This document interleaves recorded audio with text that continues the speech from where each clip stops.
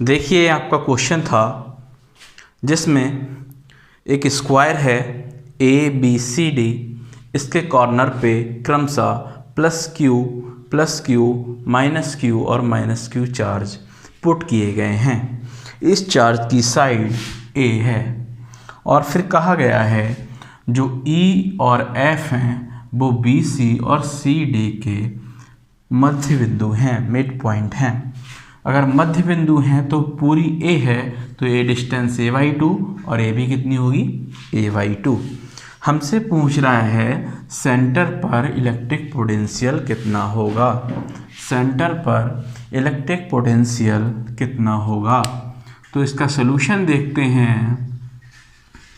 इसका A part करते हैं, electric potential at point A। तो देखिए अगर मैं मान लूँ OA, OB, OC और OD सभी क्या हैं, R हैं, क्योंकि डायगोनल के जो कट करते हैं उनकी सभी की साइड्स क्या हो जाती है, हाफ हो जाती है, मतलब बराबर हो जाती है। तो BO होगा आपका, B का फॉर्मूला होता है B=1/4πε0Q/R। R क्या होता है बेटा, जहाँ पर आपका इलेक्ट्रिक पोटेंशियल फाइंड करवाना है और चार्ज से डिस्टेंस, ठीक है। तो 1/4πε0, यहाँ पे एक प्लस क्यू चार्ज है, उसकी डिस्टेंस भी कितनी है, R है, तो Q/R प्लस ये चार्ज है, यहाँ से भी डिस्टेंस R है तो Q/R, ये माइनस क्यू है, यहाँ से भी डिस्टेंस R तो -Q/R और -Q/R, ये सभी कैंसिल आउट हो जाएंगे तो आपका BO आ जाएगा 0 वोल्ट। B केंद्र पर इलेक्ट्रिक पोटेंशियल कितना होगा, 0।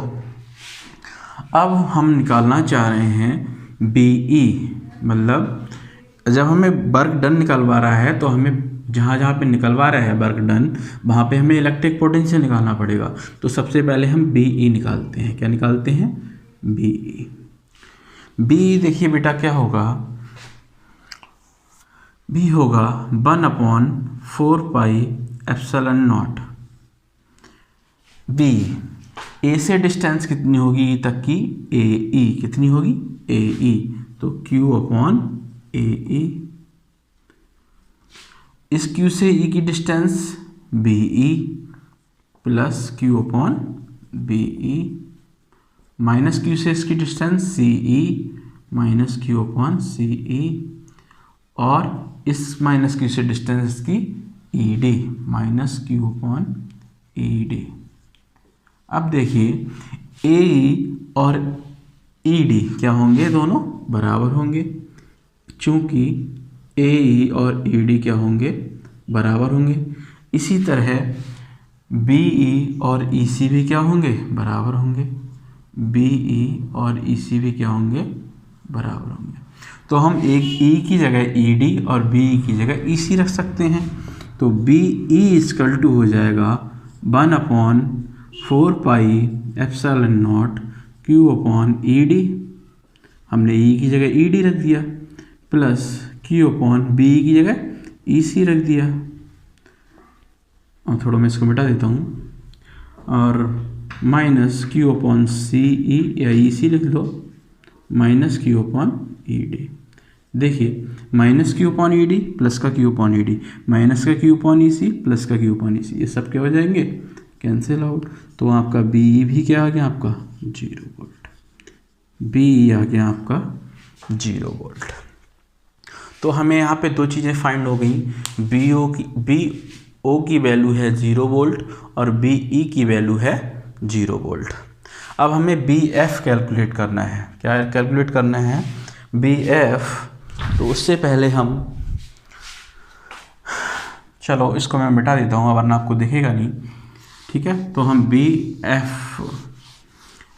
F पॉइंट पर इलेक्ट्रिक पोटेंशियल कैलकुलेट करना चाहते हैं।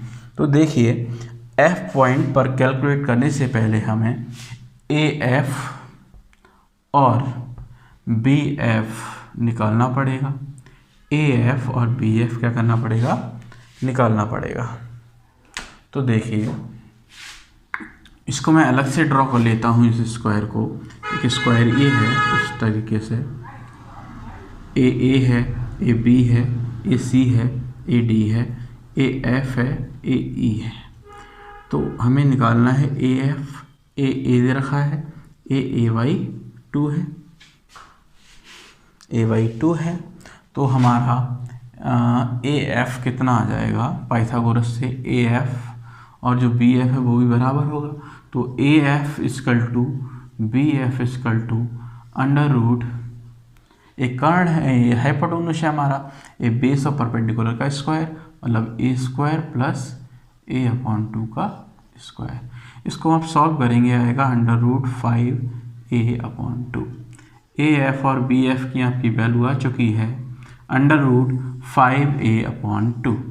अब हम आप लगा सकते हैं यहाँ पे फार्मूला बी एफ का, बी एफ इजकल टू होगा 1 अपॉन 4 पाई एप्सिलॉन नॉट, इसकी उसी डिस्टेंस इसकी A F q upon A F plus इसकी उसी distance B F q upon B F, इस माइनस की उसी distance C F minus q upon C F, इस माइनस की उसी distance D F minus q upon D F. देखिए A F और बी एफ दोनों बराबर हैं, क्यू पहले सब में से बाहर निकालो, तो ये हो जाएगा B F equal to q upon 4 pi epsilon naught, ये हो जाएगा। बी एफ और ए एफ बराबर हैं, तो मैं यहाँ पे बी एफ की जगह ए एफ रख सकता हूँ, तो ये हो जाएगा 2 अपॉन ए एफ। इसी तरीके से यहाँ पे सी एफ और डी बराबर हैं, तो यहाँ पे हो जाएगा 2 अपॉन सी एफ। ठीक है, यहाँ से 2 बाहर आ जाएगा, 2q upon 4 pi epsilon not.